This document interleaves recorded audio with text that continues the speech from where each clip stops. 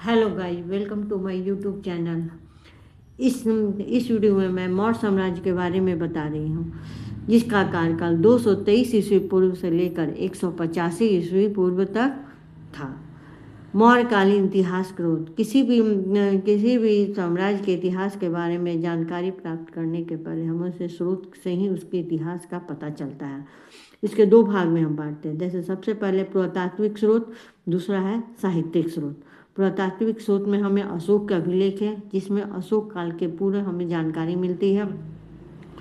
जुद्ध जामन का जूनागढ़ लेख है, भवन है, स्तूप है, मृदबांड है। भवन जो पाटलिपुत्र में जो है, जो चंद्रगुप्त मौर्य का राजप्रसाद था, उसका अवशेष कुछ है। उसी से हमें उस काल के चंद्रगुप्त मौर्य के काल के बारे में कुछ जानकारियाँ मिलती है। देखिए, साहित्यिक स्रोत है। साहित्यिक स्रोत में है ब्राह्मण साहित्य में है पुराण है, कौटिल्य का अर्थशास्त्र है, जो राजनीतिक शास्त्र की सबसे अच्छी पुस्तक है, बेस्ट पुस्तक है। विशाख दत्त की मुद्रा राक्षस है। इसी मुद्रा राक्षस से हमें पता चलता है कि अशोक एक शूद्र था, जिसने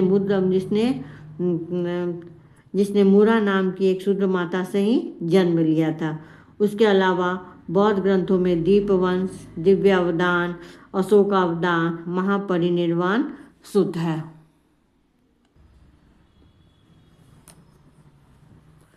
चंद्रगुप्त के लिए ही मुद्रा राक्ष में विशल शब्द का प्रयोग होता है, जिसका अर्थ होता है निम्न जाति के क्षत्रिय। उसके अलावा भी मौर्य साम्राज्य के बारे में जानकारी प्राप्त करने के कुछ विदेशी विवरण में सबसे महत्वपूर्ण है मेगास्थनीज की पुस्तक इंडिका।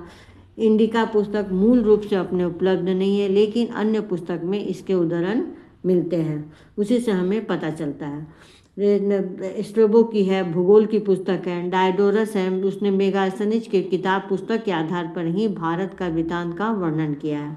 प्लिनी की है, नेचुरल हिस्ट्री है। एरियन के सिकंदर की इतिहास का वृत्तांत है। एरियन ने भी सिकंदर के इतिहास का वृत्तांत लिखा, जिससे भारत के मौर्यकालीन इतिहास पर प्रकाश हमको पड़ता है। प्लूटार्क है, जस्टिन है, जस्टिन की बुक है, एपिटोम है।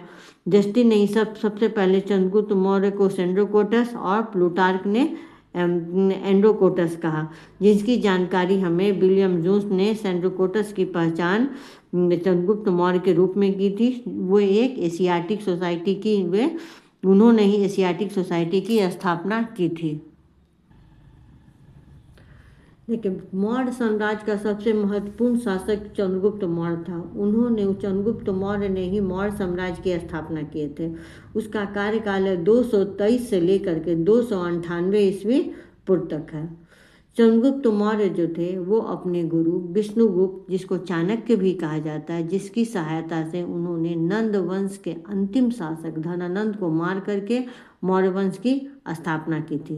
देखिए, चंद्रगुप्त की जाति के विषय में इतिहासकारों में मतभेद है। ब्राह्मण साहित्य इसको शूद्र कहते हैं, जबकि जैन साहित्य इसे क्षत्रिय बताते हैं। विशाख दत्त के मुद्रा राक्षस में इन्हें शूद्र कहा गया है, जिसके लिए वो विशल शब्द आता है। रुद्र दामन के जूनागढ़ अभिलेख में चंद्रगुप्त मौर्य की चंद्रगुप्त संज्ञा का भी उल्लेख मिलता है। प्लूटार्क का कहना था कि चंद्रगुप्त मौर्य ने 6 लाख की विशाल सेना लेकर के संपूर्ण भारत पर अधिकार कर लिया था। उसने ही सिकंदर के उत्तराधिकारी से भारत को मुक्त किए थे। चंद्रगुप्त ने नंदों का उन्मूलन करके मौर्य साम्राज्य की स्थापना की थी। सेल्यूकस को भी उसने चंद्रगुप्त मौर्य ने ही पराजित करके संधि करने के लिए विवश किया, जिसके चलते उसकी सीमा उत्तर पश्चिम में ईरान से लेकर के दक्षिण भारत में कर्नाटक और पूरब में मध्य से लेकर के सौराष्ट्र तक फैली भी थी। मतलब कि इतने बड़े साम्राज्य का वो शासक था। इसको जम्बूद्वीप भी कहा जाता है। 305 ईस्वी पूर्व में यूनानी शासक सेल्यूकस के साथ उसने युद्ध किया, उसे पराजित करके उसे संधि करने के लिए विवश किया। उसकी संधि की शर्तें क्या थी? देखिए, उसने सेल्यूकस की पुत्री जो थी हेलेना थी, उनसे विवाह किया। उसके विवाह के फलस्वरूप उसे एरिया, परिपे, मिसदाई, अराकोसिया, जेड्रोसिया प्रांत मिले, जो आजकल बलूचिस्तान, काबुल, कंधार प्रदेश और हेरात है। सेल्यूकस ने ही मेगास्थनीज को चंद्रगुप्त मौर्य के दरबार में भेजा। इसके बदले चंद्रगुप्त मौर्य ने सेल्यूकस को 500 हाथी दिए। चंद्रगुप्त मौर्य के धर्म के विषय में कहा जाता है कि चंद्रगुप्त मौर्य ने जैन साधु भद्रबाहु से दीक्षा ली थी और 298 ईस्वी पूर्व में श्रावण मेलगोला, जो कि कर्नाटक के मैसूर में है, में एक चंद्रगिरी पहाड़ी पर संलेखना या संथारा, मतलब संलेखना संथारा होता है कि उपवास के जरिए अपने शरीर को त्यागना, मतलब उपवास के शरीर को अपने शरीर को त्याग दिया। बिंदुसार, जिसे अमित्रघात भी कहा जाता है, इसका कार्यकाल होता है 298 से लेकर के 272 ईस्वी पूर्व तक इसका कार्यकाल माना जाता है। देखिए, फ्लीट के अनुसार कहता है, फ्लीट कहते हैं कि बिंदुसार को शत्रुओं को वध करने वाला फ्लीट कहते हैं, इसे ही अमित्रघात कहा जाता है।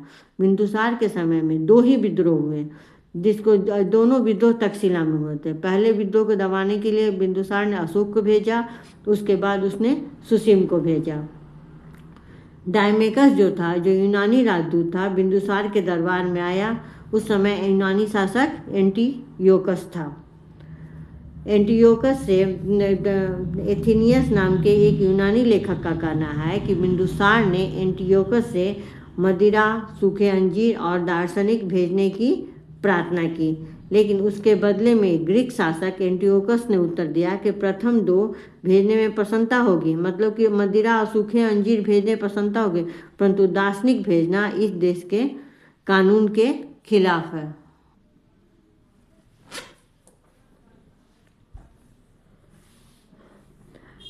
मिस्र के राजा फिलाडेल्फस ने डियानीसियस नाम के राजदूत को पाटलिपुत्र भेजा था। बिंदुसार के समय में अशोक जो था वो अवंती का गवर्नर था।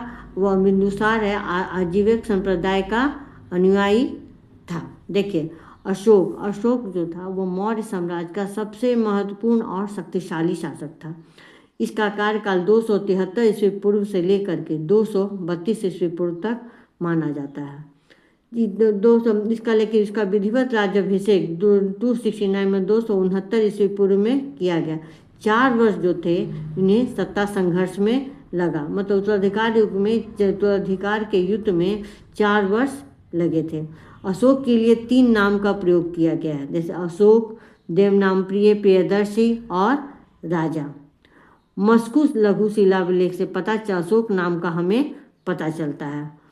बौद्ध ग्रंथ के अनुसार तक्षशिला और अवंती का शासक अशोक था, मतलब उसे शासन का अनुभव पहले से ही था। वह तक्षशिला और अवंती का शासक था। राज्याभिषेक के 7वें वर्ष में उसने कश्मीर और खोतान की विजय प्राप्त की। अशोक राजतरंगिणी किताबों से पता चलता है कि श्रीनगर को अशोक ने ही बसाया था। 261 ईस्वी पूर्व में, मतलब अपने शासन के 8वें वर्ष में उसने कलिंग पर आक्रमण कर दिया। इसके बारे में जानकारी हमें 13वें शिलालेख में मिलती है। इसमें कहा गया कि करीब 1 लाख लोग मारे गए और 1.5 लाख लोग बंदी बनाए गए। इस भीषण नरसंहार से अशोक इतना दुखी हुआ, उसका मन इतना द्रवित हुआ कि उसने सदा के लिए युद्ध की त्याग दिया और उसने भेरी घोष के स्थान पर धम घोष को अपना लिया। इन्हीं अभिलेखों से हमको पता चलता है कि अशोक का साम्राज्य उत्तर पश्चिम सीमा प्रांत, मतलब कि अफगानिस्तान, मतलब लंपाक और कंधार, वहाँ के 2 अभिलेख मिले हैं। मतलब उत्तर अफगानिस्तान और दक्षिण में कर्नाटक, पश्चिम में काठियावाड़ और पूर्व में बंगाल की खाड़ी तक था। इसे ही भारत का हमको जम्बूद्वीप कहा जाता है। अशोक ही था जिसने नेपाल में ललितपत्तन नाम का शहर बसाया। उसकी बेटी जो पुत्री चारुमती थी, उसने देवपत्तन नाम का शहर नेपाल में ही बसाया था। नेपाल के तराई में भी हमें 2 अभिलेख मिले हैं, रूमनदेही और निगलिया।